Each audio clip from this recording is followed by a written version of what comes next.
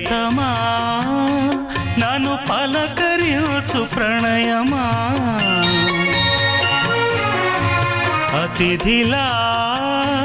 నన్ను చేరుకున్న హృదయమా